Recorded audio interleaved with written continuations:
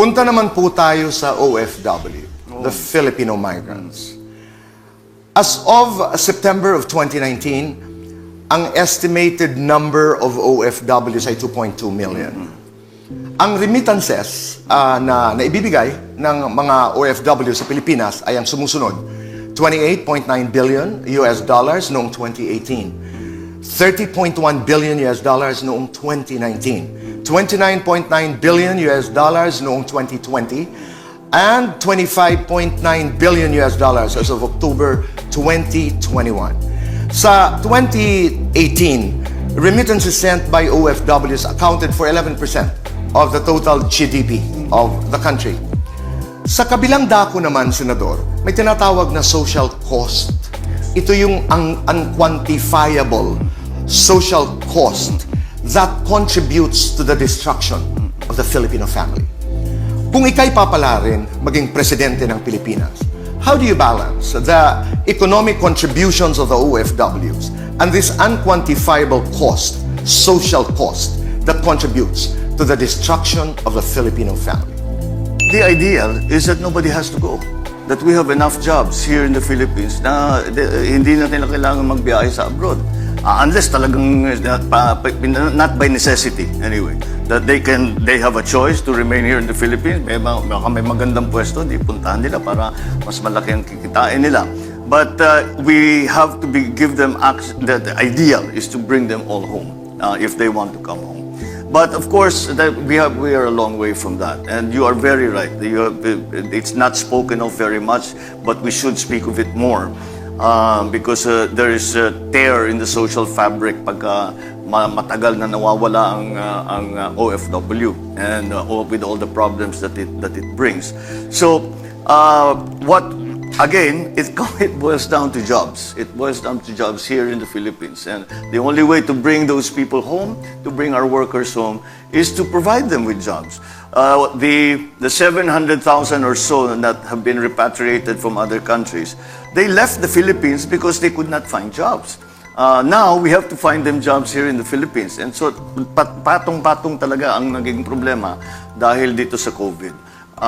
The original concept of OFWs was in the early 70s, after the oil crisis, when the Middle Eastern countries suddenly found themselves loaded down with plenty of cash because tinaas nila ang presyo ng langis. And so they went into a building spree.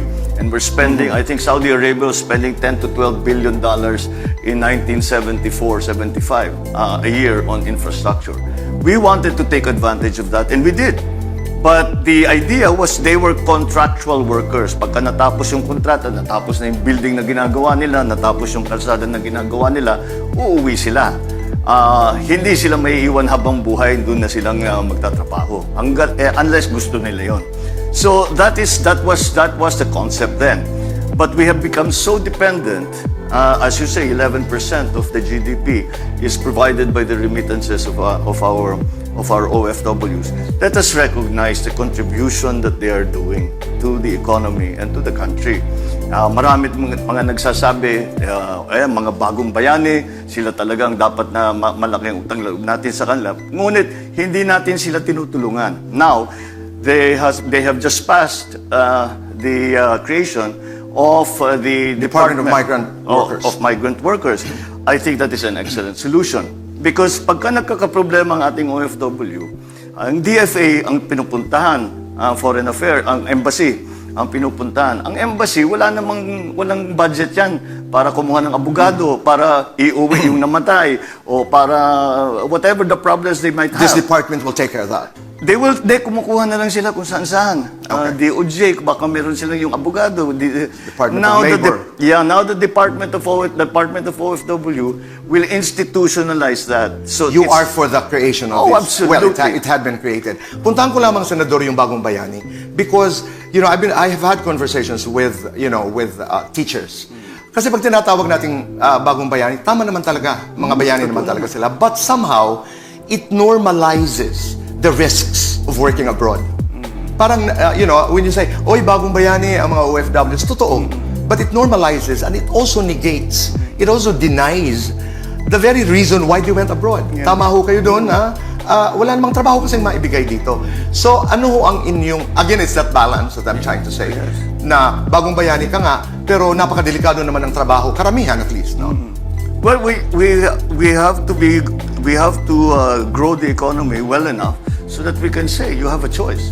Kung nais ninyong magtrabaho sa labas, At kung dito sa Pilipinas, o kung gusto niyo sa Pilipinas, may trabaho naman dito. Pero pakiulit lang, Senador, tama ba ang aking pagkaunawa that the ideal for you is Yes. that walang aalis sa bansa na naghahanap ng trabaho? Not by necessity. Not by necessity. Not by necessity. Sasabihin na, may trabaho dito, pero may nakita akong mas maganda, 6 months muna It's yung a kontrata. choice. It's a choice that they must have a choice. These people that have left have no choice because they could not find jobs here in the Philippines. I know it is a difficult ideal to achieve, but we must always work to the ideal. And hopefully one day, we will at least mitigate the problems that we are seeing. Hindi na siguro, because it's the ideal, never natin aabutin yan, but we can mitigate all of that. And in the meantime, also mitigate the social problems that you referred to earlier. That's right. The social cost na Yes. pinag-uusapan dahil maraming mga pamilya ang naapektuhan. Walang Bibiyak nanay, talaga ang walang tatay. pamilya eh. That's right. Okay. Senator Bongbong, let's talk about social.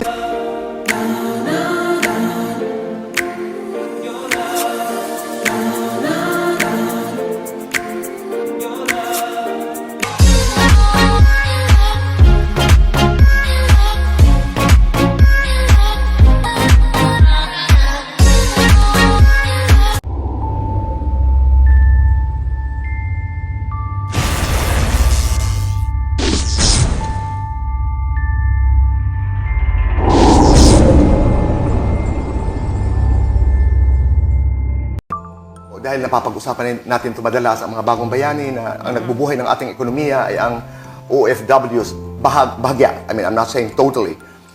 Ay 28.9 billion US dollars noong 2018, 30.1 billion US dollars noong 2019, 29.9 billion dollars noong 2020 at 25.9 billion dollars as of October 2021. Noong 2018 po, remittances sent by OFWs accounted for 11% of the total GDP of the country. Sa kabilang dako naman ito, so merong napakalaki ng contribution, napakalaki ng pera po na kanilang ipinapadala dito sa Pilipinas. Sa kabilang dako po, may tinatawag na social cost.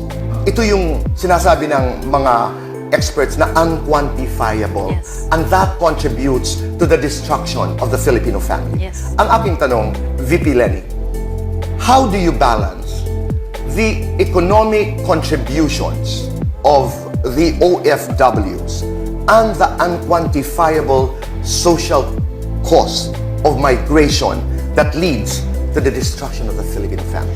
Ako again, boy, i-segment ko yung aking sagot doon. Yung number one, dapat ang overarching principle natin, yung mga kababayan natin, magtatrabaho sila abroad kasi yun yung gusto nila. Ang gusto ko sabihin, it is by choice and not by necessity. Ang problema kasi ngayon, kahit ayaw naman nilang iwan yung mga pamilya nila, wala silang choice. Kasi walang available na trabaho dito. So, paano yan mangyayari? Kailangan ayusin natin yung economy natin. Para yung mga kababayan natin na umalis, nalulungkot na sa mga pamilya nila, gustong bumalik, may babalikan. Kasi minsan, gusto naman nilang bumalik, hindi sila makabalik kasi wala silang babalikan. Halimbawa, merong mga OFWs na nag-retire na abroad, gusto nang dito mag-retire pero hindi nila maiwan yung kanilang mga tinatrabahuhan na bansa because of healthcare.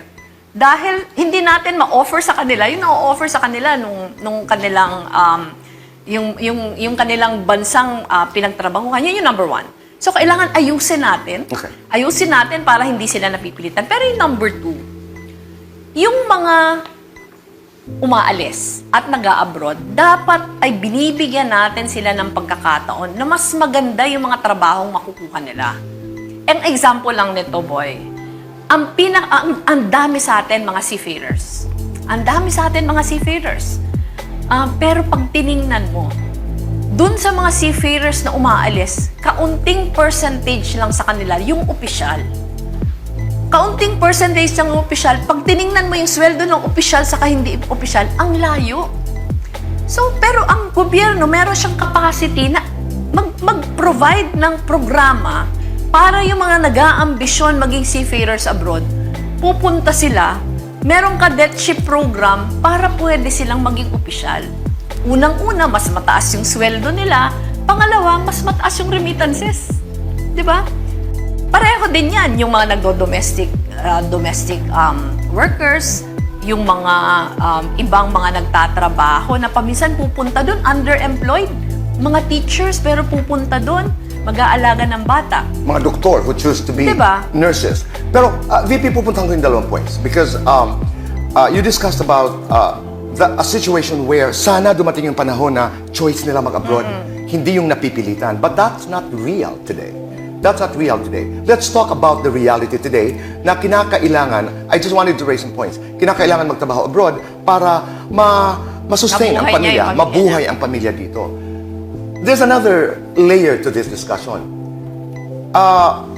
For lack of a better term, we also have dramatized, the OFWs. And I don't mean to demean the contributions of the OFWs. Na para bagang bagong bayani, which denies, the fact that they are there, hirap na hirap ang sitwasyon, etc. So, my question is, okay, let's be real.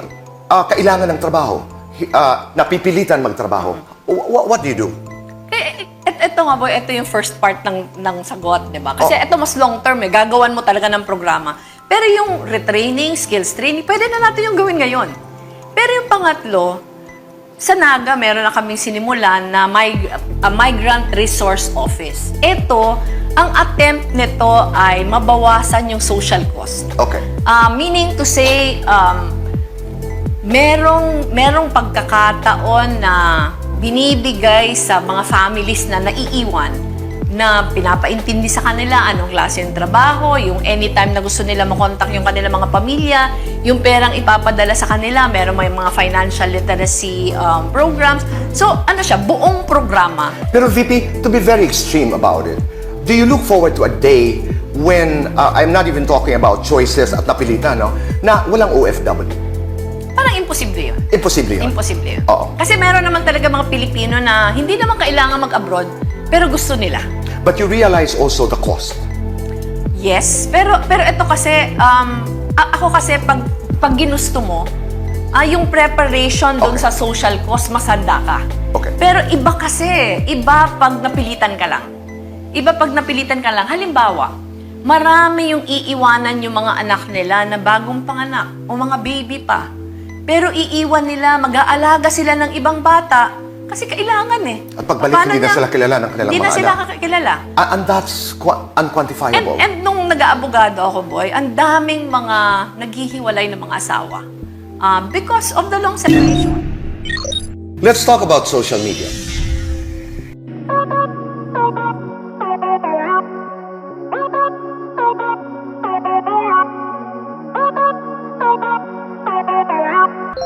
Please like and subscribe.